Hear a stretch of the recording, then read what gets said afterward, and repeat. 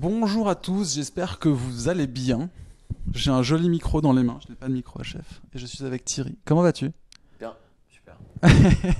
C'est jeudi soir, on est tranquille. Ouais, ça va. Je suis ravi de te recevoir ici parce que du coup, comme je disais quand t'es arrivé, tout le monde me parle de toi. Et tout le monde me dit, il faut que t'invites Thierry dans ce canapé. Très bien. Ouais, mais ça, c'est ta manière de flatter les invités, ça. Non, t'es le premier à qui je dis ça, vraiment. Les autres, personne n'en voulait, hein. Autant te faire tout de suite, hein, je les ai forcés. Non, je suis ravi de t'accueillir ici parce que tu as un parcours qui m'intéresse énormément. Mhm. Tu travailles dans un média qui m'intéresse énormément, de par les gens qui le font et de par ce que vous dites dans ce média-là, et de par le développement que vous donnez à ce média. Et puis, ce qui m'intéresse, c'est aussi d'aller beaucoup plus loin et de comprendre un petit peu mieux aujourd'hui qu'est-ce qu'un média, comprendre, vous êtes un média de prospective, vous parlez Mhm. beaucoup de technologie. Ouais. Ça m'intéresse de comprendre aujourd'hui comment est-ce qu'on arrive à avoir une discussion apaisée sur la technologie et comment est-ce qu'on arrive à avoir une vision un peu du futur qui soit un peu apaisée. Quand on voit ce qui se passe dans la politique avec des Trump, avec des Fillon d'un côté, quand on voit des personnes qui vont aussi dans un délire beaucoup trop positif, avec peut-être un petit manque de recul sur ce que peut être la technologie. Bref, Ouais. comment on trouve un juste milieu et surtout comment on fait du commun avec cette question qui est aussi sensible. Je pense que ça nous fait un beau programme Ouais, sur je les 10 crois, ouais, pas prochaines mal. années, mais on a malheureusement qu'une heure. Est-ce que dans un premier temps, tu peux te présenter, Mhm.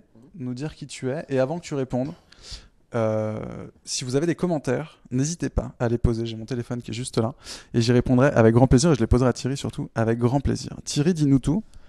Qui es-tu? Bon, d'abord, merci de m'avoir invité. De rien. C'est très agréable d'être ici. C'est très cosy. Alors, qui je suis? Je suis je suis journaliste. Quand on pose la question, je réponds, je suis journaliste. Et puis Ouais. ensuite, après ça, tu es obligé un peu de développer parce C'est qu'en ça. fait, C'est ce que ça veut. Aujourd'hui, c'est large, journaliste. Ouais, mais d'abord parce qu'il y a une sorte d'amour-haine envers le journaliste. Il y a une attraction hyper forte pour le métier de journaliste, ne serait-ce que parce qu'avec ta carte de presse, tu as des déductions fiscales. Et Euh, surtout parce que les journalistes sont vus comme un espèce d'énorme grand réseau non, manipulateur et du c'est ça, tu système. as, l'amour-haine, c'est-à-dire l'amour, c'est un jour ou l'autre dans ta vie, tu as voulu être journaliste, comme tu as voulu être pompier ou footballeur. Et on voit bien, par exemple, quand on fait des ateliers d'écriture journalistique, que tout le monde se prend au jeu, que ce soit les familles, que ce soit les managers dans des boîtes, ou que ce soit voilà, du grand public. On kiffe l'art d'écrire. C'est important, y compris en France, voilà, de bien faire son titre, son chapeau, son exergue, de bien commencer son sujet, tout ça. Et en même temps, voilà, les journalistes sont un peu au cœur d'un système d'élite qui est considéré comme menteur, truqueur, et qui soit se rendent des services les uns aux autres, soit racontent n'importe quoi et appartiennent aux élites contre le peuple. Donc on est dans cette contradiction. Donc une fois que... Donc une fois que tu t'es présenté Ouais, pour dire voilà. je suis journaliste, effectivement toi tu imagines à peu près tout ça, ce que la personne est en face, donc tu as besoin d'aller un peu plus loin que Oui, puis simplement je suis surtout, journaliste. bon d'abord j'écris moins dans Uzbek Erika qu'avant. Je pense que les premiers numéros, je devais écrire entre peut-être 5 et 10 articles avec Ouais. des pseudos. Ah oui, Ouais, ouais. d'accord. Et puis au fur et à mesure, de fait, t'écris moins parce que, d'abord parce qu'il y a des gens qui sont très forts pour écrire, et puis que tu prends de la hauteur. Et Uzbek Erika, on va y revenir après, Ouais, mais ouais. c'est un média qui se déploie sur beaucoup de supports, du live, de l'écrit, du web, de la pensée. Bon, moi, je suis pas né journaliste, je le suis devenu. Euh, Alors d'où viens-tu Thierry? Moi, j'ai fait de la politique en fait. D'accord. J'étais militant. Ok. J'étais un militant politique, j'étais un militant engagé. Je suis le plus vieux, je crois, chez Uzbek Erika, parce que j'ai 45 ans. Donc, moi, je viens Tu es la d'agir. sagesse d'Ouzbek, on peut dire ça comme ça. Pas du tout. Ah, vraiment pas. Je pense que si mes collègues m'écoutent, ils diraient que pas du tout. Non, non. Non, moi, je suis la génération Mitterrand. D'accord. Voilà, donc en 88, j'ai 17 ans. Je suis de la génération Globe, Tonton laisse pas béton, SOS Racisme. Donc, quand j'ai commencé mes études, j'ai fait l'IEP de Strasbourg, donc Sciences Po Strasbourg, entre 91 et 95. Alors, à l'époque, ça durait que 3 ans, mais j'ai redoublé parce que j'ai Tu beaucoup t'es milité impliqué en pendant l'année politique. 94. Ouais. Qu'est-ce qui te plaisait à cette époque dans la politique? J'ai commencé à faire de la politique en 1993. Ok. Donc en fait, 93, c'est l'époque où Balladur est Premier ministre, où la gauche se fait défoncer, il reste une cinquantaine de députés socialistes, c'est la merde et il faut un peu réinventer les trucs. Ok. C'est marrant, c'est un peu comme ce qu'on vit là, non? Ouais. Ok. Et donc avec un copain, on a créé un club de réflexion à Strasbourg qui s'appelait le Club Choisir. Ok. Voilà, et ce copain-là est resté un peu dans le giron puisque c'est mon ami Eric qui ensuite a écrit Baron Noir. Donc on a D'accord. baigné dans la politique depuis qu'on est tout petit, enfin depuis qu'on a une vingtaine d'années. Et à l'époque, on s'est jeté dans la politique, mais vraiment comme des morts de faim, quoi. On a adoré faire ça. Moi, j'ai adoré péter ma jeunesse pour la politique. C'était Ok. juste génial. Qu'est-ce que tu retrouvais dans la politique que tu n'avais pas ailleurs? C'était quoi? C'était un modèle d'expression? C'était une manière de finalement, comme tu le dis si bien, tout reconstruire et finalement avec un champ des possibles qui est Ouais, énorme? mais il y a aussi un côté. C'est pas que intellectuel, je veux dire, c'est hyper charnel. T'as l'impression. C'est con, parce qu'en fait, en vérité, t'es dans des réunions. Mais t'as l'impression d'être là où ça se passe. T'as l'impression D'accord. d'être dans la grande histoire. Et donc, en plus, quand t'es de gauche, que, que t'es dans un environnement très, très, très, très marxiste, t'as le sens de l'histoire. Tu penses que l'histoire a un sens, tu penses qu'elle va dans une direction et tu penses que toi t'en fais partie et que tu appartiens à ce grand mouvement qui a commencé au milieu du 19e siècle et qui s'est poursuivi dans les révolutions et jusqu'en 68. Et en fait, tu es dans la mythologie du passé aussi. Hmm. Et tu Et as l'impression que tu es la génération de maintenant, mais qu'en fait tu es porté par des mecs qui ne te connaissent pas et qui n'imaginaient pas à l'époque que ça pouvait être perduré par des mecs comme toi. Et justement, j'allais te demander, tu parles du passé, mais c'était quoi la vision de l'avenir à l'époque? C'était quoi la vision, la prospective de se dire demain, tu sais, aujourd'hui c'est un peu demain on vivra mieux, ou quoique demain on dit pas ça, mais Non, mais parce que c'était quoi le demain? C'était quoi l'avenir que vous vouliez dessiner? ah bah c'était un monde meilleur. C'était la société sans classe, la société sans racisme, la société où le féminisme ne serait même plus une question parce qu'il serait advenu. C'était L'écologie était déjà une question ou... Non, pas pour moi, pas du tout. Ok. Non, grave pas. Non, non, on considérait les écolos comme des bourgeois. Non, non, aucun rapport. D'accord. Non, non. Ouais, un peu, les gens qui parlaient d'écologie chez nous, quand je dis chez nous, c'était la gauche socialiste, c'était un courant du PS qui était animé par. Il y avait Drey, il y avait Mélenchon, Marie-Noëlle Lienemann, Filoche, Malek, Bouty, Harlem Désir, Delphine Bateau. Donc tu les as tous vus au On début était comme tous toi. ensemble. Ok. On était ensemble dans le même courant, quoi. On était une petite famille hyper radicale. J'ai envie de te poser une question cash, mais est-ce qu'à l'époque tu savais que ça allait merder comme ça?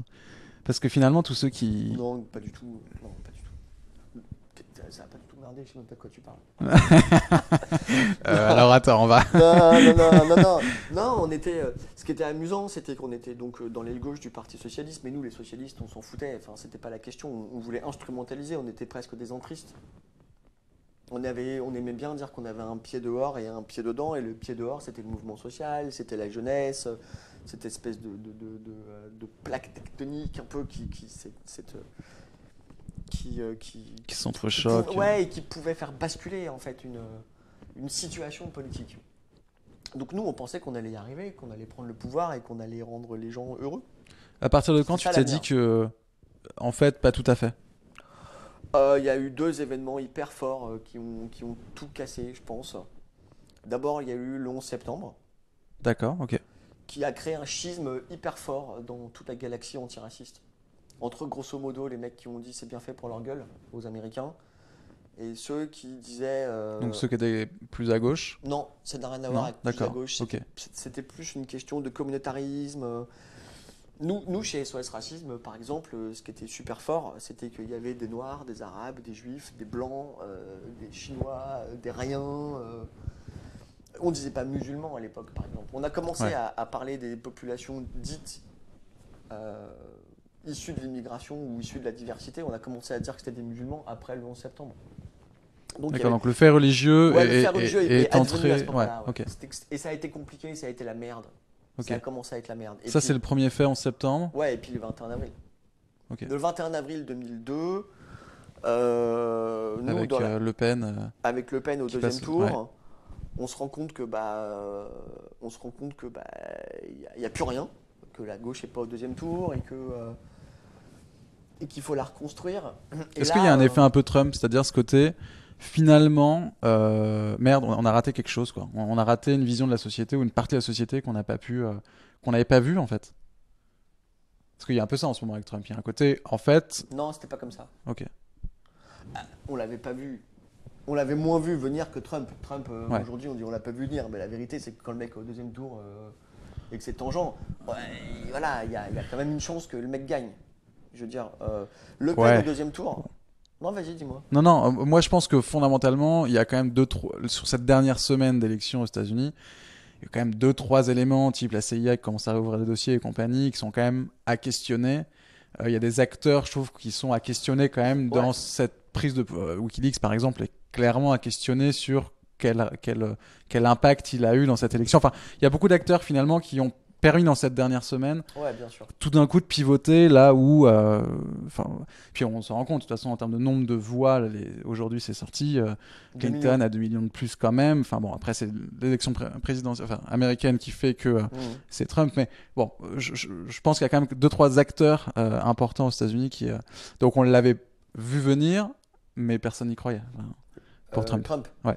Ouais, ouais, on Le y Pen croyait. différent en tout cas. Ouais. Non, bah, Le Pen, c'est un truc de malade. Je veux dire. D'autant plus que le mec veut pas gouverner. Aujourd'hui, sa fille, elle veut gouverner. Lui, à l'époque, il veut pas gouverner, il veut foutre le bordel. C'est pas pareil. Mm. Non, on l'a pas vu venir. On est dans une période où on pense que Jospin va gagner et où, bon, nous, à la gauche socialiste à l'époque, on n'aime pas Jospin. Donc, Parce que quoi, il est. ouais, on considère qu'il a tous les moyens en main pour vraiment aller plus loin dans la transformation de la société et qu'il a peur. En plus, c'est une période où la gauche en Europe est forte. Elle dirige beaucoup de pays et des pays majeurs. Euh, et on pense qu'on a des leviers pour aller vraiment loin. Et lui, on sent qu'il est toujours comme ça, un peu réticent, à vouloir toujours être le centre, au sens presque géométrique, de tout tenir. Et on sent qu'il a peur d'aller loin. Il fait les 35 heures en étant réticent. Donc, résultat, ça devient un truc un peu bordélique. Et donc, quand il se fait jeter, il y a schisme dans notre famille à nous, dans notre famille, dans notre petit courant qu'on est, Mm. Mélenchon, Drey, Lindemann, la bande que je t'ai décrite là. Ouais. Et tout à coup, chacun reprend ses billes. Et donc là, on essaye de faire des trucs, on essaye de bosser avec Hamon, Montebourg et Payon. On crée un truc qui s'appelle le Nouveau Parti Socialiste, qui est pas mal, qui est un truc vraiment sympa. Mais les égos reprennent le dessus. En fait, c'est très difficile de faire de la politique dans la 5ème République. Parce qu'il faut ton leader. Mm. Mais le concept même de leader, C'est pour ça que tout le monde dit qu'il est gaulliste aujourd'hui. ouais, Non. ouais, parce qu'il y a cette espèce de, on réclame des grands hommes politiques. Quand tu demandes aux Français leur personnage historique préféré, ils disent 1 De Gaulle, 2 Louis XIV, 3 Napoléon. Quand on s'appelle Ouzbek Erika et qu'on parle de prospective et qu'on voit que le conservatisme ambiant gagne, ou en tout cas avance, on se dit quoi? Est-ce qu'on se dit qu'on est en train de que ça marche pas? Est-ce qu'on se dit qu'on est en train de louper un truc? Ou est-ce qu'on se dit deux fois plus, il faut qu'on y aille à fond parce que là vraiment il y a un besoin? Les deux. Et avant que tu répondes, je juste remettre ton Ouais. micro. Hop, Ouais. super. Non, allez, on se dit les deux. On se dit ça va être dur sur le moment, mais après-demain ça ira mieux. Tu vois, elle est un peu à la Attali, quoi. Voilà Macron maintenant. Ouais, la Macron. Non, mais en fait, ce qui est hyper difficile quand tu fais Uzbek Erika, c'est que tu sais qu'il y a tu sais que ça va mieux quand même. Je veux dire, les indicateurs, c'est un peu choquant ce que je veux dire, mais en fait, ça va quand même mieux. Hmm. Hein. Il y a moins de maladies, il y a moins de pauvreté, il y a plus d'accès à la culture, il y a plus de gens qui savent lire, qui peuvent se défendre parce qu'ils ont la connaissance. Et je parle pas qu'en France, hein, je parle dans le monde. Alors, il y a plus d'inégalités, mais ça ne veut pas dire qu'il y a plus de pauvreté. Ok. Et puis surtout, pour être franc, quand on s'interroge sur l'avenir, il faut aussi pouvoir avoir l'honnêteté de se dire est-ce que moi je trouvais ça mieux avant? À titre personnel, et je crois que je parle au nom de tous les gens qui travaillent chez Uzbek, non quoi. Enfin, moi j'ai pas envie de revenir hier. Hmm. Ou alors de manière éphémère, voir un peu des trucs, changer des trucs comme dans Retour vers le futur, mais Oui, c'est fondamentalement ça. je veux pas vivre hier. Ça me casse J'ai les lu une couilles. interview de toi tout à l'heure où effectivement je te trouvais extrêmement. C'était assez amusant. J'ai noté. Ah mince, mon téléphone est là. Mais Hmm. tu disais. J'ai trouvé ça absolument génial. T'as dit mais je comprends pas qu'aujourd'hui on n'ait pas des super pouvoirs et je comprends pas aujourd'hui Ah qu'on ouais. passe un temps de dingue à chercher une place en voiture et je ne comprends pas. Et je trouvais effectivement qu'il y avait une vision finalement assez pragmatique, mais tellement amusante de se dire mais finalement on en parle depuis des années. Ça fait des années qu'on parle de ces nouvelles technologies, on invente des choses absolument géniales, Hmm. et finalement, on en est que là. Je trouvais ça très, en fait, je trouvais Ouais, ça ouais, parce presque que un peu enfantin et un peu mignon, en c'est fait. Il y avait un sympa, côté... merci. Mais non, mais c'est vrai, il y avait un côté merde, quoi. Comment on fait pour pas aller plus vite alors qu'on a une telle richesse entre les mains de technologie, Ben, alors, ça, c'est un autre truc. Il y a deux choses. D'abord, il y a des trucs qui sont des espèces de machins immuables qui font chier. Tu sors dans la rue, ça pue, les mecs utilisent encore des bagnoles à essence, ce qui est quand même dingue. Euh, Tu fais encore la queue dans certains magasins. De ce point de vue-là, l'avenir n'a pas tenu toutes ses promesses. Mais en même Hmm. temps, l'avenir, il est aussi là, hein. Donc, il il y a des choses qui semblent être immuables et d'autres qui ont considérablement progressé. Est-ce que la politique, c'est dans la catégorie immuable? Non, je crois pas. Mais c'est toujours un peu pareil, c'est-à-dire que tu as des espèces de, euh, de forteresses qui sont en réalité des châteaux de cartes, mais qui ont l'air d'être des forteresses. Donc par exemple, la politique de la Ve République, avec ces espèces d'écuries présidentielles, le leader et des connards derrière avec des pancartes, vas-y, vas-y, enfin je veux dire, c'est n'importe quoi. Et Non, mais ça a des années, des années, des années. Regarde Macron, qui a priori a une vision un peu plus progressiste, ouais, ouais. reste quand même dans cette vision du. Alors oui, il a retiré le pupitre sur scène, mais à part ça, Mais parce que c'est un kiff d'être sur scène et que les gens t'applaudissent. Ça t'est jamais arrivé? Si. si, mais Eh ben, t'as pas envie que ça continue? évidemment, mais non, alors, tu vois, mais Non, non, mais ça pose la question, par exemple, que je trouve assez intéressante de, on vit dans une société enfin, nous dans notre petit microcosme, j'ai envie de dire, on vit dans une espèce de société où on a envie de croire au collaboratif, où on monte des projets ensemble et carrément, ouais. compagnie. Et la question du militantisme en politique est une vraie question, je trouve, de vision extrêmement descendante d'une gestion communautaire. C'est-à-dire, tu as, comme tu le disais très bien, tu as le gourou, et puis les connards avec les pancartes. Mais je veux pas les insulter, Non, c'est non, non, dégueulasse d'avoir dit ça. J'en ai Non, non, été un non. moi aussi, donc. On l'a tous été avec Ouais, nos pancartes, donc on est tous des connards malgré tout. ouais. Non, en tout cas, toutes les personnes qui supportent ça, on a envie de dire. Alors Macron a fait ce côté un peu, on va faire en sorte de traverser un peu le pays pour Bon, être. prenons le cas Macron. C'est intéressant. Moi, ça Ouais. m'intéresse, Macron. Ouais, moi aussi, ça me passionne parce qu'à chaque fois, j'ai l'impression que c'est quand même quelqu'un qui vient du truc. Enfin, j'ai envie d'y croire, mais j'ai aussi l'impression de me dire, je vais encore me faire niquer. Et Mais je parce ressens que ça. non, mais parce que en fait, c'est pas parce que ça n'existe pas la solution. C'est pas comme ça que ça fonctionne. En fait, je crois que les sociétés sont beaucoup plus en avance sur les structures. Donc, il peut pas y avoir un mec qui promet un truc et qui va l'appliquer et on sera heureux. Je veux dire, c'est vraiment, il faut se sortir ça de la tête. Mm. Sinon, on va être malheureux tout le temps et on va devenir non plus des connards, mais des fascistes, c'est-à-dire, ou en tout cas des populistes. Mm. On va dire, il a pas tenu ses promesses, machin. Mais le concept même d'élection au suffrage universel direct pour un président de la République implique que tu fasses des promesses. Sinon, tu te fais bananer, tu te fais écarter par le système. Et donc, et souvent on dit, mais alors pourquoi des mecs comme Delors, comme Rocard, comme Mendes, comme Chaban-Delmas, comme je sais pas quoi, ont pas gouverné? Ah bah c'est parce qu'ils parlaient vrai, parce qu'ils osaient pas embarquer les gens dans Mm. des trucs un peu genre, ils leur promettaient pas la lune quoi. C'est-à-dire quand Rocard il fait son, je suis l'air d'un vieux con quand je parle de Rocard, mais Non, bah, quand Rocard il fait son surtout pas parler Rocard. vrai, Ouais. bah il se tire une balle dans le pied parce que Mais alors, justement, revenons sur le côté un peu prospectif. Alors, ouais. on parle de politique, on parle de tout ça, mais euh, ce que j'aime bien dans ta vision à chaque fois, c'est de se dire, et puis tu as parlé des différentes crises, donc le 11 septembre 2002 et compagnie. Ce que j'aime bien dans les articles que tu écris sur Ouzbek ou dans d'autres médias, c'est de dire, bon, ok, cool, mais comment on avance? Comment est-ce qu'on avance aujourd'hui, et surtout quand on a un média, comment on fait pour réunir là où c'est quand même, j'ai l'impression de plus en plus compliqué de réunir, surtout sur un sujet comme la prospective. Comment on fait pour tout d'un coup créer une espèce de, non pas d'union, parce que je pense encore une fois que tu as tout à fait raison pour dire qu'il ne faut pas être utopique, mais en tout cas créer une relation, une discussion apaisée sur des sujets comme la prospective. La prospective, elle est. C'est marrant parce que tu prends par exemple une entreprise, n'importe quelle boîte. Nous, avec Uzbek Erika, on travaille beaucoup avec les entreprises. Énormément d'entreprises se réunissent une fois par an ou une fois tous les 5 ans et font une sorte de brainstorming collectif sur le thème où on va tous ensemble. Mais dès que c'est l'État français qui fait ça, tu es confronté à deux types de critiques. Première critique, abat le débat sur l'identité nationale, il n'y a pas de débat sur l'identité à avoir.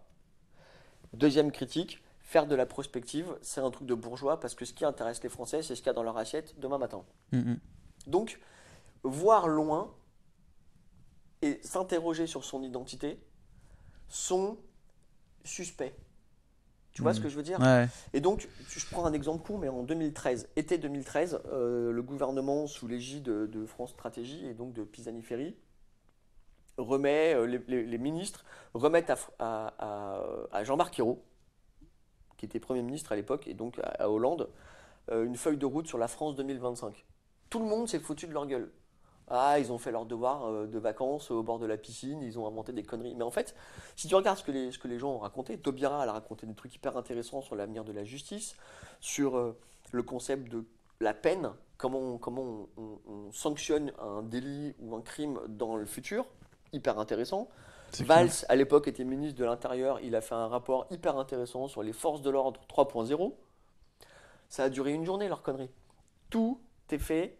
Tout a été critiqué sur le thème ces gadgets. Pour la première fois depuis très très longtemps, l'État français, le gouvernement français s'interrogeait sur où va la France et ils ont été recouverts d'opprobre. J'ai encore des phrases Morano, Vauquier, mais même à gauche, les Arocs se sont foutus de leur gueule. Mais alors c'est ça qui est intéressant. Donc faire de la prospective, c'est suspect parce que si tu veux, c'est soit ça veut dire que tu t'interroges sur ton identité et que l'identité nationale c'est Sarkozy, donc c'est un truc de crypto-fasciste, soit c'est pas bien parce que en fait la prospective c'est un truc de bobos qui ont le temps de faire ça, machin. Mais en fait non, la prospective c'est fondamental. Donc nous, juste pour répondre à ta question, qu'est-ce qu'on essaye de faire? On essaye de prendre des trucs, des thématiques, l'écologie, la démocratie, la cohésion sociale, tout ce qui est lié à la gouvernance, et on essaye de dire où est-ce qu'on peut trouver une majorité d'idées pour aller ensemble quelque part. Et donc finalement, en fait, ce qui m'intéresse dans ton parcours, c'est pour nous, quoi. Mais ce qui m'intéresse, c'est que tu viens de la politique. Ouais. Aujourd'hui, tu travailles pour Ouzbek Erika, qui est un média. Ouais. Dans quel camp ou dans quel moment de ta vie tu as eu l'impression de faire plus de politique? Est-ce qu'aujourd'hui, faire de la politique, finalement, c'est pas avoir un média? Est-ce que tu penses qu'aujourd'hui, tu te sentirais autant à l'aise dans ces univers politiques? Qu'est-ce qui t'a... Pourquoi et quand et comment? Et tu mets après toutes les questions. Non, mais ouais. Tu as décidé d'aller dans la partie média. Mes amis font de la politique. Ma copine est élue. Mes sœurs font de la politique. Je veux dire, j'ai un environnement sentimental, familial et amical qui est très politisé. Après, moi, je vais te dire, je vais te raconter une anecdote. J'ai commencé à faire du journalisme en travaillant sur un petit journal associatif qui s'appelle Pot à Pot, qui était le journal de la galaxie antiraciste, SOS Racisme, Ni pute ni soumise, tout ça. Ma directrice de publication, c'était Fadela Amara. Okay. Quand j'ai voulu transformer le journal, et donc j'ai été le rédacteur en chef de ce mensuel, et j'adorais faire ça. En fait, j'ai découvert une passion, un métier, j'ai adoré. T'avais quel âge à ce moment-là? Bah, j'étais déjà vieux. Non. C'était en 2003, donc j'avais 32 ans. Okay. J'avais fait SOS Racisme pendant longtemps, j'avais été à la Fidèle, le syndicat lycéen, tout ça, bon. Et il y avait ce petit journal qui cherchait son rédac chef. Donc moi je me suis porté candidat et volontaire même. Et j'ai adoré, j'ai fait ça pendant, je sais pas, 3-4 ans. Et je me suis retrouvé confronté à un truc très, très con. C'est-à-dire que c'était le journal des quartiers.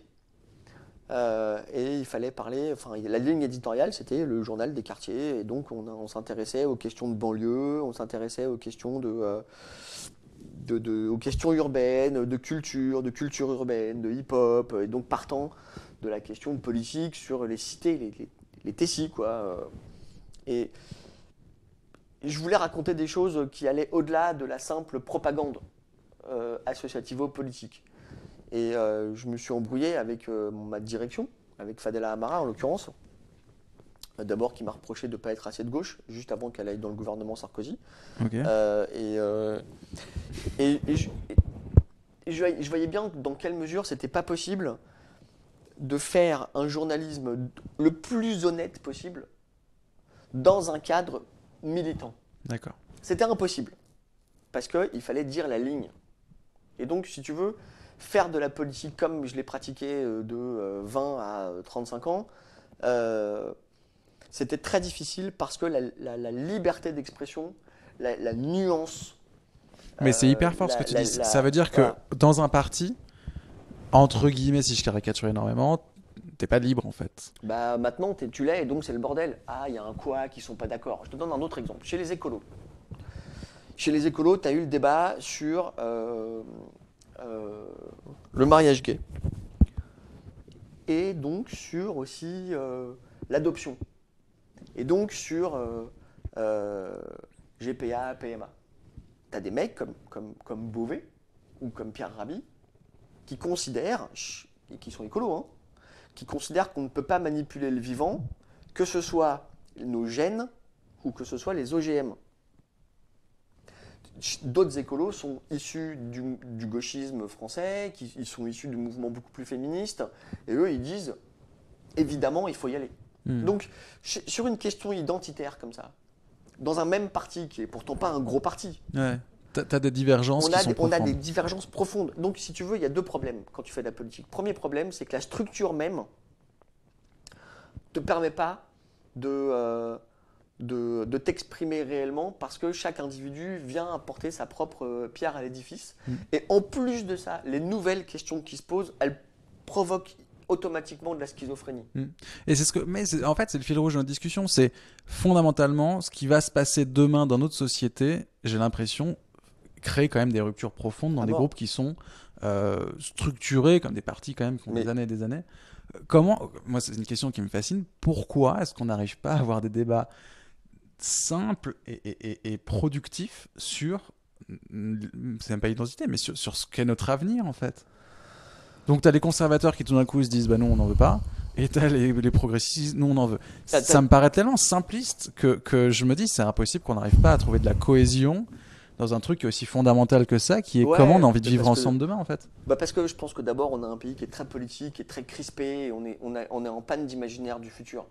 Donc moi je suis en train d'écrire un bouquin là-dessus, avec un copain qui Arnaud Zegerman, qui co-dirige l'Institut Via Voice. Et donc on est en train d'écrire un bouquin sur où est-ce qu'on va tous ensemble. Okay. Donc ça tombe bien que tu me poses ces questions-là.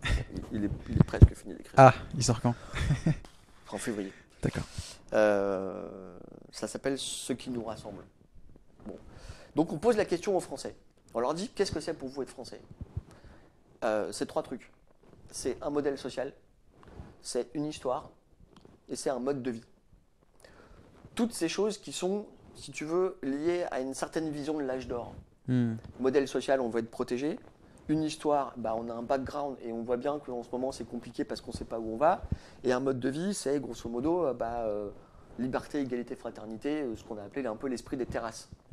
Il faut réussir à trouver un projet politique qui englobe à la fois ses valeurs mais aussi ses craintes et qui leur disent on va prendre votre package, on va prendre votre ADN, on va l'emmener vers le futur. Le mec qui va dire ça, il va être majoritaire aux 2/3 dans la société, il va l'emporter. Parce que sinon, c'est la France des clochers et c'est François Fillon.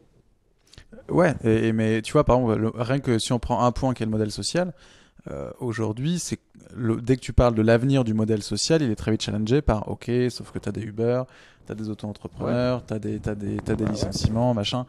Mais il y a des mecs géniaux qui réfléchissent à ça. Je veux dire, le rapport du Conseil national du numérique remis par Thiolin en janvier dernier, tu lis le rapport sur c'est quoi comment tu prends en considération les métamorphoses du travail et comment tu réussis à créer le modèle social qui va avec. Les mecs, ils ont tout compris. En fait, je vais te dire, toutes les solutions existent. Mm. Il n'y a qu'à se baisser pour les ramasser. Ouais, et puis il faut surtout les accepter globalement. C'est ça la problématique finalement. Bien sûr.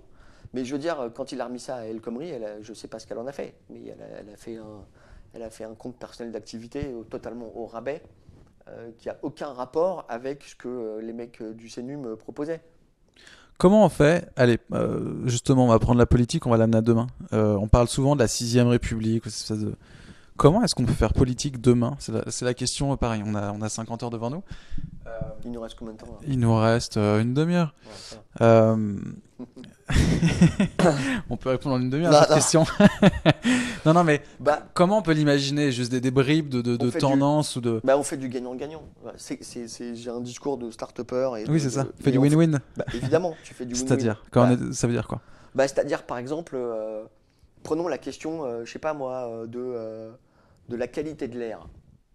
Bon, qu'est-ce qu'il faut faire? Il faut évidemment interdire le diesel, mais genre là, maintenant, tout de suite, demain matin. Ouais, mais c'est vrai que tu mets plein de mecs au chômage. Donc voilà, et donc en fait, il faut proposer sur des sujets fondamentaux, il faut proposer des contrats, en fait, à des groupes d'individus.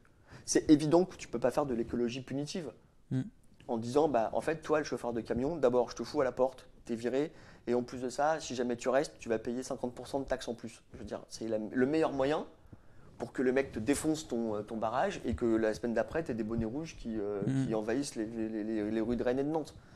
Donc, si tu veux, tu peux pas faire un truc genre autoritaire. Et tu peux pas faire un truc en plus, tu peux pas émettre une loi en disant c'est comme ça pour tout le monde d'un coup. Tu es obligé de faire du test. Je veux dire, il n'y a pas de raison que dans les secteurs qui innovent le plus, on fasse du test and learn et que l'État ne le fasse pas. Qu'une loi s'impose à tous. Alors, il faut pouvoir convaincre les gens sur des sujets en disant on vous embarque tous ensemble. Parce que si tu n'embarques pas les gens, ils ne seront pas d'accord. Et puis ils vont te faire chier. Et résultat, ta société va être bloquée. Et ensuite, tu vas finir par dire qu'elle est ingouvernable. Et donc, les gens vont réclamer une solution autoritaire. Et donc, bim, Marine Le Pen arrive. Il y a autant de gens dans ce pays qui réclament une 6ème République, une démocratie horizontalisée, que de gens qui réclament une solution autoritaire. Et je vais même te dire, parfois, c'est les mêmes personnes. Parce qu'ils sont plutôt en recherche de solutions. Oui. C'est plutôt ça l'envie, c'est de dire à un moment donné, faites un choix, mais il faut que ça avance, quoi. Ouais, il faut que ça avance, puis il faut qu'il y ait des résultats. Je veux dire, pourquoi les Français, leur homme politique préféré, c'est leur maire, au sens M-A-I-R-E. Parce que les mecs font des routes, des cantines, des médiathèques. Et puis surtout, ils sont là localement, dans une espèce de compréhension de... Ouais, puis on voit le résultat. Ouais, c'est ça. Tu vois le résultat. Rien que des élections régionales, c'est un peu hors sol, quoi. En fait, moi aussi, c'est ça qui me fascine. Il y a beaucoup de gens dehors, mais aujourd'hui, on comprend même plus la politique. Ça sert à quoi une région aujourd'hui? Je suis sûr que tu demandes à n'importe qui, très peu le savent. Pourquoi est-ce qu'il y a autant de gens qui ne votent plus? Pourquoi est-ce que le vote blanc n'est pas pris en compte? Enfin, il y a 2-3 sujets qui sont quand même... Moi, je suis contre le vote blanc. Mais bon, on va peut-être pas ouvrir le débat. Parce que... Non, mais pour moi, c'est de la démagogie. Si les gens faisaient leur boulot, il n'y aurait pas besoin de réclamer le vote blanc, tu comprends? Ah, mais en même temps, ça ferait du bien d'avoir un petit vote blanc juste pour dire, en fait, on change les cartes. Oui. Il y a des pays comme ça où c'est vote blanc et on change les personnes, on fait une campagne 6 mois. Mais non, ça c'est comme Marine LePen. Je te chauffe. Attention.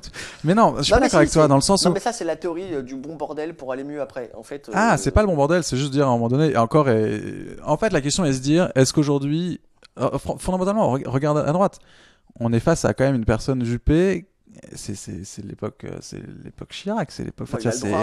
Et il a le droit, mais c'est à un moment donné, c'est quel renouvellement? Où sont les jeunes en fait? Il y a un petit côté. Moi, c'est plus ça. C'est comment est-ce qu'on invente un modèle? Mais ils sont là les jeunes. Mais en fait, on est dans un pays très chelou. On est dans un pays qui réclame quand même de la sagesse, du vieux. Mais regarde, même nous, dans notre milieu, on adore Michel Serres, on adore Edgar Morin. On adore des mecs qui sont nés avant 1930. Donc on peut pas demander aux Français d'aimer les jeunes, alors que nous on a comme idole un mec de 95 ans. Et puis aux États-Unis, on est totalement fans tous de Bernie Sanders. Ouais. Je suis d'accord. Moi non, mais ouais. C'est bien, encore ça les points un peu de friction. Non. Alors donc du coup, donc cette 6ème République, ouais, c'est comment est-ce qu'on crée du commun? Je veux revenir un peu à toi. Ce qui est intéressant, c'est, je te le disais tout à l'heure, tu es passé de milieu politique, as commencé à travailler dans des médias, mais très politisés, puis tout d'un coup, tu bosses chez Uzbek. Bon, je fais un raccourci énorme, tu as bossé dans d'autres médias entre-temps. Un seul, toc. D'accord. Comment est-ce qu'on fait politique aujourd'hui quand on travaille dans un média? Est-ce que déjà, on doit être politique? Est-ce qu'on a une obligation d'être politique quand on a un média? C'est marrant parce qu'en fait, Uzbek Erika, d'abord, c'est pas moi qui l'ai créé, c'est Jérôme Ruskine. Et Jérôme, quand je l'ai rencontré la première fois, il avait genre 24 ans. Et moi, c'est ça qui m'a plu dans le projet.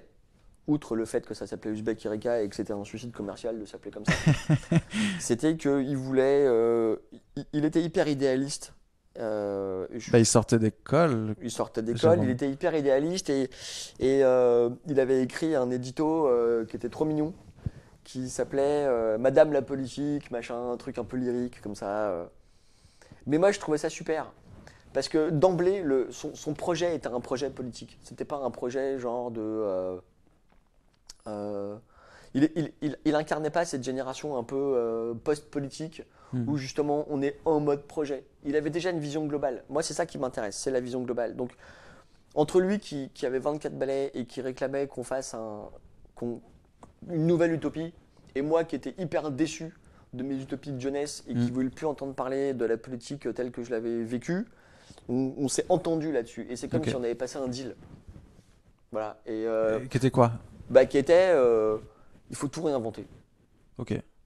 En fait, c'est ça le truc. Et c'est ça qu'on fait avec Uzbek Erika. On essaie de tout réinventer, mais surtout sans sectarisme. Et ce qui tue aussi la politique, c'est le sectarisme. Moi, dans ma vie privée, quand je discute entre amis comme ça, politiquement, je suis hyper sectaire. J'ai des idées hyper arrêtées. C'est des espèces de résurgence, de réminiscence de ma première vie.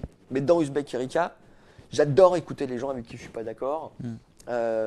J'adore devenir d'accord avec eux quand ils m'ont convaincu.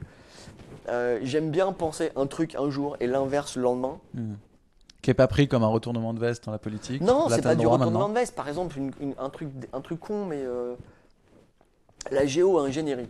C'est-à-dire le fait de manipuler le climat pour arranger le réchauffement climatique. Est-ce que tu es pour ou est-ce que tu es contre? Bon.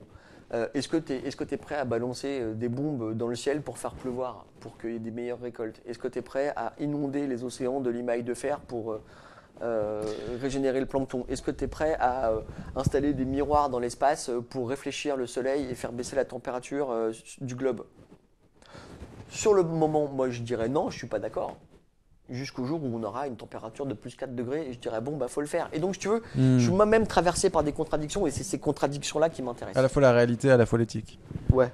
Et d'ailleurs, c'est un peu toutes ces questions-là sur la prospective finalement. Il y a toujours une confrontation entre la technicité et le possible et puis en même temps l'éthique qui est derrière. Ouais, sauf qu'on le voit de plus en plus parce qu'il y a une technologisation grandissante de nos vies quotidiennes et une accélération de cette technologie.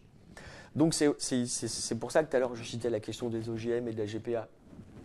C'est que de plus en plus, les questions qui se posent à nous sont des questions qui sont éminemment éthiques et politiques. Quand dans la Silicon Valley, Stephen Hawking et Elon Musk et Bill Gates font une tribune commune pour expliquer les dangers de l'intelligence artificielle, ils sont 1000 fois en avance sur nos structures. Sachant qu'eux-mêmes travaillent sur des réflexions sur l'intelligence artificielle. Donc en plus, ils sont en train de dire à leur propre business... Attention, on est en train de créer un monstre et il va falloir que tout le monde ils se font un peu leur guerre Stone Beatles aussi. Hein. Ouais, mais ils se la font contre eux en fait. Non, ils se la font aussi. Bah non, contre des mecs comme Jeff Bezos qui eux sont totalement déjà transhumanisés, ou contre les mecs de Google. Donc, tu vois, par exemple, la question du transhumanisme, c'est une question que j'ose à peine aborder en public parce que c'est absolument clivant de l'être humain. Et la technologie, boum, deux mots ensemble, bullshit bingo, et là tu pars sur des heures. Mais parce que je pense que c'est aussi une contradiction en toi-même. Moi, par exemple, je suis contre l'immortalité, mais je suis pour être immortel. Tu vois ce que je veux dire? Voilà. T'aimerais pas qu'on ait des super pouvoirs, mais par contre... Moi, je veux les avoir. Parce que si tout le monde les a, c'est plutôt... Et comment on fait quand on est un média pour donner la parole à tout le monde justement? J'ai adoré dans ta tribune, en moment tu as dit vous aviez fait Startup Assembly qui est tous les ans, d'ailleurs c'est trop tard ou c'est en ce moment? C'est en ce moment je crois. Où ce sont des startups dans la France entière qui ouvrent leurs portes pour montrer un petit peu comment ça marche dans une startup. Vous êtes un média mais finalement assez proche d'une culture startup, donc vous avez ouvert vos portes. Et c'est toujours passionnant quand on a un média d'ouvrir ses portes parce qu'à la fois on reçoit du public qui a des questions totalement super, ce jour-là, marrant, primaires mais géniales. T'as vu ça quelque part? Ouais, je l'ai lu, je sais plus où tu l'as dit, mais tu l'as dit. Et tu disais, bah, c'était dans ton édito sur Uzbek, où tu disais justement que là, il y a une personne qui est venue et qui t'a dit, mais Ah ouais. fondamentalement. Attends, c'était quoi la question? Comment vous faites pour parler au peuple? Oui, c'est ça, exactement.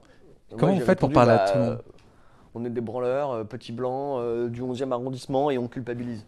Oui, c'est ça, on culpabilise. Bah, on culpabilise, ouais, bien sûr. Et comment on fait pour plus culpabiliser? On monte plein Moi, de je pense médias. qu'il faut raccrocher les wagons, en fait, c'est ça l'histoire.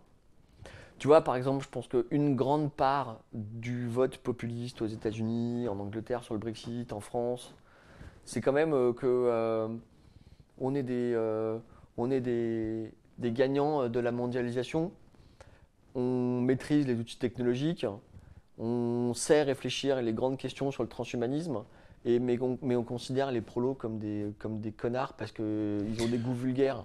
C'était ton. Je veux juste le montrer parce que ça m'a fait mourir de rire. C'est l'article que t'as fait. Ouais, Faut-il se séparer des beaufs et des pauvres? ouais. Là, on voit Jean Carmet dans le grand film Dupont-la-Joie.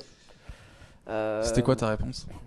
Ma réponse, c'est que Donc on c'est toi a qui as écrit cet article, hein, dans Ouais. Uzbek Erika. ouais, je l'ai écrit la semaine dernière. Si tu veux, on s'est tous posé la question, putain, c'est marrant, on connaît personne qui vote Fillon dans notre entourage, on connaît personne qui, dans son mur Facebook, a soutenu Donald Trump. Ça, c'est la grande question de l'algorithme Facebook. A-t-il, pardon, un algorithme, a-t-il ou non fait les élections Non, américaines? ça, je m'en fous de cette question. Moi, je crois pas du tout que c'est une question intéressante. Ce qui est une question intéressante, Enfin, on en reparlera après. non, mais on en reparlera. Mais- Mais pour moi, la question intéressante, si tu veux, c'est que on n'a plus. Et là, on arrive sur la question du commun. C'est-à-dire que euh, avant, jadis, Il fut un temps. il fut un temps où on était non pas des individus totalement achevés comme aujourd'hui, mais on appartenait à un groupe, à une classe. On se reconnaissait dans un média. Quand on était de gauche, on lisait Libé. Quand on était de droite, on lisait Le Figaro. Et Société plus structurée avec des identités de communauté plus Ouais. marquées. plus large, tu vois. Et donc, on pouvait mieux définir, on pouvait mieux, comment dire, Te mettre dans une case pour te définir ouais, bien sûr. en tant Quand qu'appartenance tu à un groupe pensais ça social. sur un truc, tu pensais ça sur tout le reste. Ouais, Tu c'est pouvais ça. dérouler la plotte. Mm. On avait des théories globales sur l'existence, tu vois, et c'était hyper pratique. De ce point de vue-là, le marxisme est super pratique. Si tu penses que ce qui fait l'histoire de l'humanité, c'est l'extorsion de la plus-value et l'exploitation d'une partie de l'humanité qui est minoritaire contre l'autre partie qui est majoritaire, c'est bon, quoi, c'est cool. Tu sais quelle est ta couleur préférée, quelle équipe tu soutiens au foot, et ainsi de suite. Là, si tu veux, Facebook, le mien et le tien ne se ressemblent pas, et le mien et celui de mes voisins. Et bah ne moi se je suis pas ressemblent d'accord avec toi. Ah. Je pense que nos deux Facebook se ressemblent énormément. Mais par contre le Facebook d'une personne qui vit ailleurs en France, et bah il sera pas du tout le même. Mais je pense que malheureusement Facebook fait que, j'ai pas regardé sur Facebook mais je pense qu'on a une petite centaine de personnes en commun. Ouais, je pense. Ouais. Et bah je suis persuadé qu'on a un Facebook qui est pas si différent. Et qui nous Ouais, retire un peu je dirais la nuance que pourrait avoir 2000 personnes dans un groupe. Je pense qu'on est formaté pour se dire tiens, il y a 15 de tes potes qui ont partagé cet article, Mhm. donc il faut que tu le vois. Tu vois, c'est en ça que moi, pour Non, moi, non, l'algorithme c'est- Facebook pose une question. Je suis d'accord. En même temps, ça correspond vraiment à notre manière de penser. C'est-à-dire, Oui, complètement. je veux dire. Mais est-ce qu'elle nous enferme? C'est ça la vraie question éthique en fait derrière ça. Ouais, ça nous enferme. Je pense que ça nous enferme. Mais ça nous individualise aussi. Mais sur l'affaire de. Reprenons sur Ouais. les beaufs. J'allais te dire ça. Parce qu'il faut quand même que tu ailles au bout, parce que les gens vont se dire c'est bizarre cet article qu'il a écrit quand même. Ouais. Non, mais parce que je vois bien. Qu'est-ce que par tu as voulu exemple, écrire dans cet article en fait? Je me suis souvenu que dans les dernières élections européennes, régionales, municipales, tout ça, on se rend compte qu'on a des bureaux de vote où Nouvelle-Donne fait genre 10%. Nouvelle-Donne, quoi. Et que le FN fait 3%. Et on comprend pas, quoi. Qu'est-ce que c'est que cette histoire? Et donc, tu as une tentation, quand tu es urbain, connecté, et que tu as une certaine vision du monde, de fermer les écoutilles en disant, mais attendez, pourquoi ces connards de bouseux qui vivent en province, dans des zones périurbaines, et qui sont en plus de ça racistes et qui regardent TF1, viendraient m'imposer à moi ma gouvernance? Vas-y, va mourir. C'est comme le Brexit, c'est comme les mecs de la City ou des Londoniens bon teint qui se font imposer de sortir de l'Europe par des mecs qu'ils n'ont jamais vus, qu'ils ne verront jamais, et qui vivent à 300 km de là. Ou à 300, ou à 3 km Oui. dans l'Istène. Mais ce que je trouve génial en fait, c'est que finalement, d'un côté très, j'aime pas utiliser le terme populiste, mais un truc qui nous a peut-être tous un peu traversé l'esprit. Tu vas à fond dans le truc, et j'adore ta conclusion qui est de dire, bon en fait les gars, Ouais, c'est une blague. c'est une blague. On peut juste pas réfléchir 2 minutes comme ça. Et en fait, la vraie question, c'est pas de savoir si on les retire, ou enfin, c'est pas de savoir comment est-ce qu'on se confronte, c'est plutôt de savoir comment est-ce qu'on vit ensemble. Et Bien pour moi, sûr. c'est la question majeure d'Ouzbek Erika en fait. Ouais, c'est clair. C'est comment tu raccroches les wagons. D'abord, comment tu raccroches les wagons, je dirais, d'un point de vue générationnel. Comment tu fais pour parler à tes grands-parents, par exemple, sans leur dire que c'est des nazes parce qu'ils ne savent pas utiliser Skype. La plupart des grands-parents savent utiliser Skype. C'est C'est un mauvais exemple, non, mais tu vois l'idée. Quoi. Twitter ou Snapchat, Ouais. allez. Ouais, Snapchat, là on est bon. Là. Snapchat. Et en même temps, comment tu fais pour raccrocher le wagon avec les mecs qui sont derrière le périph'. Je veux dire, c'est dingue de voir à quel point. Moi, je vais te dire un truc qui me choque beaucoup. Quand je militais à SOS Racisme, mes amis c'était vraiment black blamber quoi. Aujourd'hui, chez Uzbek, on se ressemble tous. Mm. Au pire du pire, t'as un mec qui vient de Châteauroux quoi. Il y a vraiment un mec qui vient de Châteauroux ou pas? Je sais pas. Non. Oui, c'est un problème évidemment. C'est un vrai problème. Et donc, si tu veux. Mais c'est un problème, mais est-ce qu'il faut. Comment dire?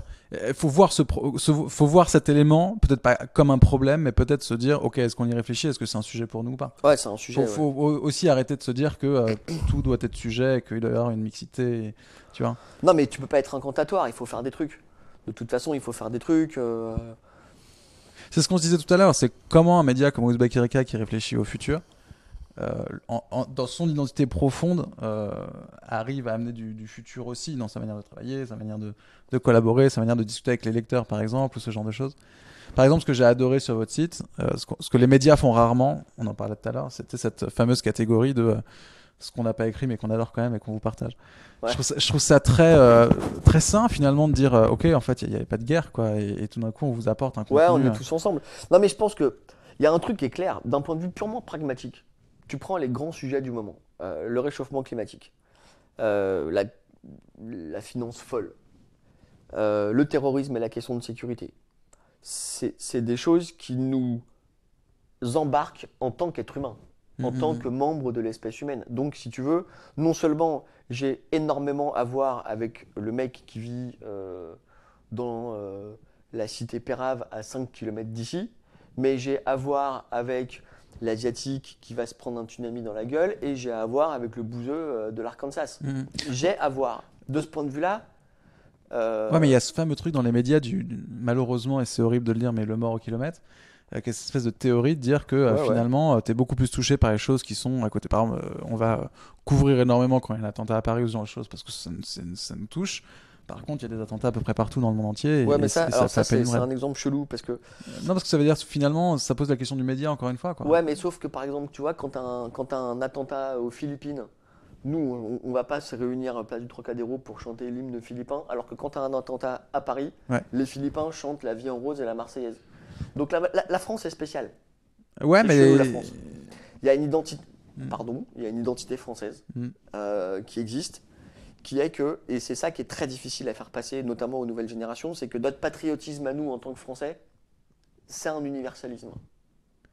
Et donc c'est hyper dur parce que être français au sens de la Révolution française, mais même au sens, si je vais un peu plus loin, au sens de la monarchie absolue, être français, c'est un passeport mondial pour une certaine vision de l'être humain. Donc c'est très chelou. Et la question derrière, c'est est-ce qu'on l'a encore, ce passeport? Je pense qu'on a une double culture. Moi, ma culture politique, elle est moitié John Lennon dans Imagine, moitié la Marseillaise.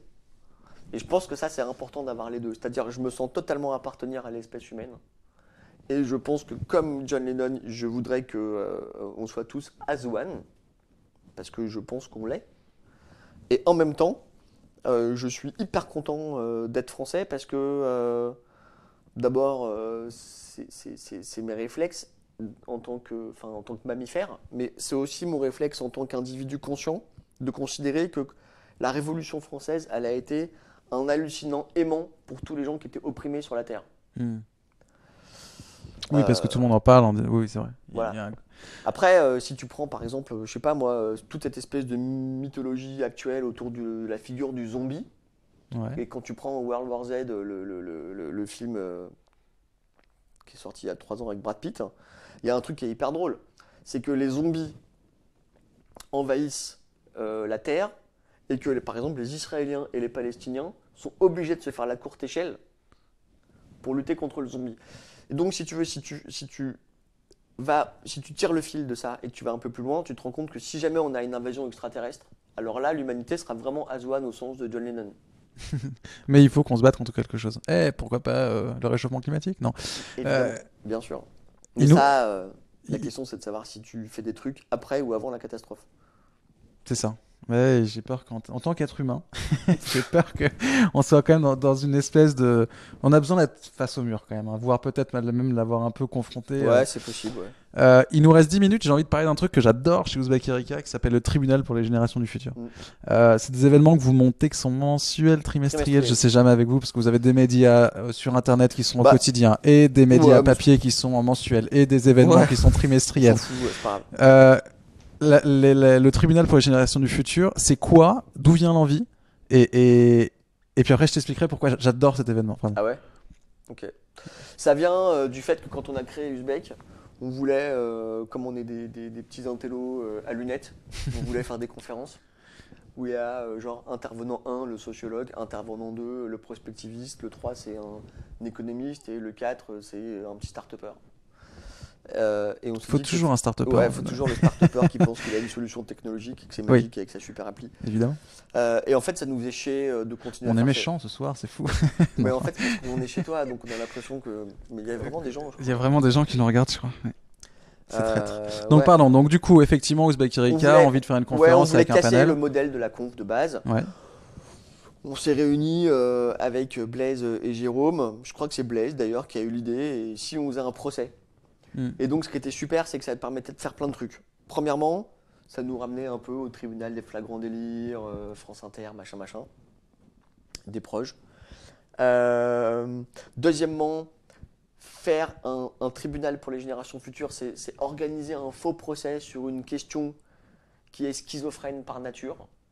Et donc, ça nous permet, si tu veux, de pousser le bouchon, Oui, c'est de ça. saturer Sachant que une de nos pensées. tout l'enjeu du tribunal, c'est quand même de poser une question qu'on ne peut pas résoudre. Ouais, c'est le fameux concept de la question qui tue.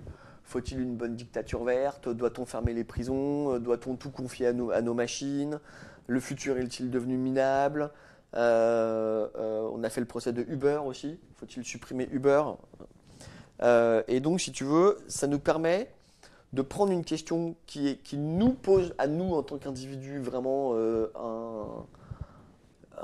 Une problématique ou ouais, une une problématique, mais non-réponse. un vrai dilemme moral.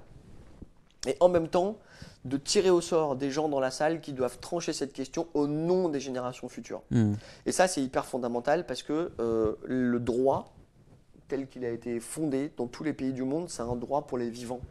Et c'est pas un droit pour les à venir, à naître. Hmm.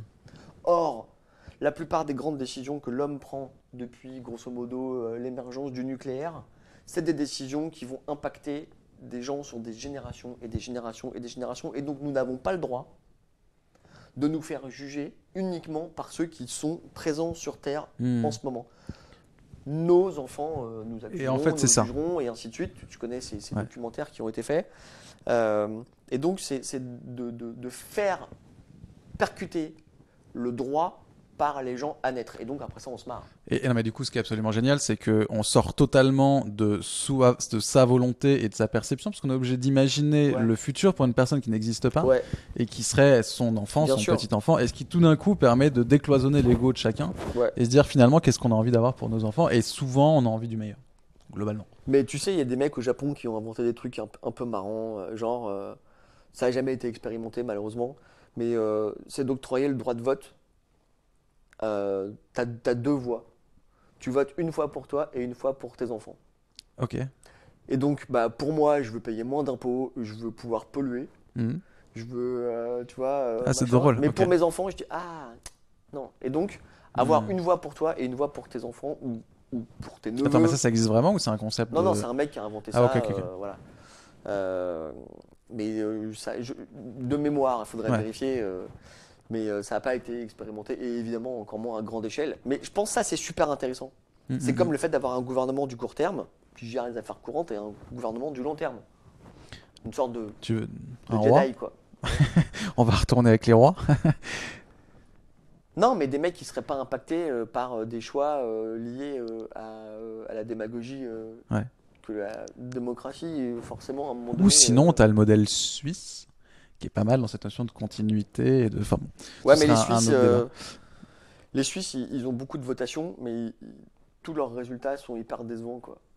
Je veux dire, si tu regardes tous les derniers votes, toutes les dernières votations, c'est contre les immigrés, contre le revenu universel. Bon, Ah oui, après, tu il y a vois. la conclusion du truc, mais. Ouais, ouais, non, mais je crois pas à la démocratie purement directe, c'est pas le problème. Je crois qu'à un moment donné, il faut savoir s'extraire de la pression démocratique. C'est horrible ce que je suis en train de dire. Hmm, j'en ai conscience, j'analyse. On va peut-être couper le live ici d'ailleurs. Non, Non, non, non, mais non, ça non, me non. dérange pas parce que je pense qu'il faut Mais trouver des solutions il faut trouver des solutions. Et je crois énormément à la démocratie et je pense que si les gens votent pour le fascisme, il faut accepter. C'est pas ce que je veux dire. non, mais en tout cas, ce que je trouve cool, et tu as raison sur ce point, c'est se dire finalement comment est-ce qu'on peut se débrouiller pour faire des votes qui ont un impact pour nos enfants. Donc, Ouais, comment est-ce qu'on s'extrait de nous, notre quotidien, pour avoir une vision plus globale. Et donc, finalement, avoir une vision plus globale, peut-être pas penser à soi et à son quotidien, et penser à ses enfants. ouais. Et là-dessus, je trouvais l'idée hyper cool. Ce pourquoi je trouvais ce projet vraiment très Ah chouette ouais, le aussi. VVF. Non, c'est surtout parce que ça donne l'occasion, la chance de pouvoir dire des trucs totalement what the fuck, mais c'est légitime. Parce que c'est on Ouais, prend une idée et comme tu dis très bien, on déroule la plot et on va jusqu'au bout de l'idée. Et ce que j'aime bien, c'est que parfois on peut avoir des avis très tranchés sur des sujets et on va au tribunal des générations du futur et en fait il y a quelqu'un en face qui, au départ, tu es d'accord, parce que tu dis ah moi je suis plutôt d'accord avec lui, et finalement t'emmènes dans un espèce de truc où tu te dis ah mais en fait c'est horrible ce que je pense. Et en fait ça permet à soi-même de se ouais. dire attends en fait finalement si je vais vraiment au bout de mon idée, effectivement ça pose des vraies questions. Et ce que j'aime, c'est qu'on sort de ce tribunal avec beaucoup plus de questions qu'en arrivant. Et ça, je trouve ça Mm. vraiment cool. Et c'est fait avec beaucoup de bienveillance. Encore une fois, c'était tout le débat de se dire comment est-ce qu'on crée du commun sur un débat. Ouais, Bah, finalement, on crée du commun parce qu'on en rigole de soi-même à la fin, bien parce que c'est sûr. bien tourné. Et je trouve ça vraiment cool. Bah, Voilà. merci. Et j'ai pas de trophée, mais en tout cas, c'était. Voilà. Il est 19h57 et on s'était promis de rester une heure Ouais, de ensemble, faire donc on est pas attention à pas mal. trop dépasser, ouais. Merci beaucoup Thierry Bah, d'avoir merci. partagé cette heure. C'était vraiment très Ouais, cool. c'est Ce que très j'aime, bien, c'est que ça oblige c'était à une réfléchir. vraie conversation parce qu'on est parti à peu près dans tous les sens. On a abordé à peu près tous les sujets sans les aborder vraiment. Mais ce qui est cool, c'est que la discussion, du coup, on peut la continuer sur Internet. On Ouais. peut la continuer autour d'un café si vous voulez rencontrer Thierry sur Twitter. Je pense qu'il n'y a pas de Ouais, souci. Ou sur sur Twitter, Facebook. sur uzbekerika.com, Exactement. y a pas de problème. C'est quoi la suite pour vous, Ouzbek Erika? Donc, on peut vous rejoindre sur le site Internet. Ouais, bah, alors, pour un magazine qui explore le futur, on a fait très fort, c'est-à-dire qu'on a un site web depuis maintenant 2 mois, C'est ça. uzbekerika.com. Il y avait un côté un peu militant, je trouve, à parole du site. Là, tout d'un coup, il y a. C'était pas militant, Non. c'était snob. C'était Oui, mais hyper. je trouvais ça amusant. Mais on avait un site vitrine un peu. Bon, Ouais. voilà, Bon, en tout cas, il y a un site il y a un internet site. avec beaucoup de contenu Voilà, il y intelligent a et un nouveau pertinent. tribunal pour les générations futures. On en fait plein parce qu'on en fait un dans le cadre notamment le 8 décembre. On fait un TGF dans le cadre de l'Open Gov Summit à Paris Ok. sur le thème les algorithmes sont-ils démocratiques? Bah, on en parle avec Facebook. Voilà. Très bien. On en fait On a un aussi à une Lyon le vocation même à être jour. démocratique. Voilà, sur la question de la créativité et de l'intelligence artificielle. On en fait un le 12 janvier au MK2, bibliothèque Ok. à Paris. Et on trouve tout ça sur le site Ouais, on d'Ouzbek. trouve ça sur le site. Et le prochain numéro d'Ouzbek? Prochain numéro d'Uzbek qui sortira autour du 10 janvier et c'est sur l'avenir de la migration et des migrants. Grosse question. Voilà, avec aussi un gros dossier sur l'identité française demain. Waouh. On va bien s'amuser. C'est à peu près ou vous êtes en train de bosser dessus? Non, mais on sait ce qu'on va dire. Ouais. Bon, en tout cas, on ira voir en kiosque tout ça. Merci de nous avoir suivis. J'ai pas vu de questions. Attends, c'est toujours le moment un peu de silence où j'essaye de faire deux choses en même temps, mais comme je suis un garçon, je n'y arrive pas du tout. Mais si, tu vas y Euh, arriver. et du coup, non, il y a beaucoup de remarques, mais il n'y a pas beaucoup de questions. Bon, c'est top. Je propose que la prochaine fois, si quelqu'un veut venir, on a un fauteuil ici. Ouais, il y a un Si fauteuil, quelqu'un ouais. veut venir pour m'aider à faire la sélection des questions et à relancer un peu, je serais ravi. Donc si vous voulez venir, n'hésitez pas. Je crois qu'on va faire un truc un peu public un jour. Je sais pas, on va inviter 3-4 potes, ce serait drôle aussi. Peut-être pour la dernière d'ailleurs. Tiens, faut qu'on y pense. Merci à tous. On se retrouve jeudi prochain. En toute franchise, je ne sais plus du tout qui sera là jeudi. On se dit tout, hein, c'est hein. C'est ça, les médias du futur. Jeudi prochain, nous serons avec Nicolas. Nicolas Boitvézy. Et Nicolas, c'est un skipper. Et donc, on va parler navigation, on va parler liberté, on va parler bateau, on va parler Vendée Globe aussi. Mais moi, ça me passionne des navigateurs et des skippers qui font le tour du monde à peu près tout seuls sur leur bateau. Voilà, ça me questionne. Cette idée d'explorateur. Surtout, c'est des grands écolos, ouais. Ouais, posera la question parce que il y a un peu des deux quand même. On Il y verra. a des faux écolos C'est ça, chez les marins. on en parlera. En tout cas, ça me passionne de voir ces explorateurs et autant de gens qui vont en Vendée voir le lancement du Vendée Globe. Il y a un côté un peu, tu sais, on parlait de la culture un peu française justement, on a des racines. Je trouve qu'on a une racine là-dedans on est quand même un pays d'eau. Et il y a un côté un peu l'explorateur qui va sur la mer. Et il y a un truc un peu. Fais gaffe, t'es en train de faire la campagne de Jean-Luc Mélenchon, il en parle beaucoup. C'est vrai. Et d'ailleurs, oui, et il a fait une interview avec une personne que j'adore. Et j'ai un trou de mémoire absolu qui a fait un bouquin sur la mer. Et du coup, non, Jean-Marie Biette, voilà, qui est quelqu'un que j'adore absolument. Et ils ont fait une interview sur la mer justement et sur la question de la mer. Et il y a son bouquin qui doit être quelque part, mais je sais pas. À la semaine prochaine. Et puis à très bientôt sur Ouzbek Erika. Salut, merci Romain. Allez, Cool. ciao. Ciao.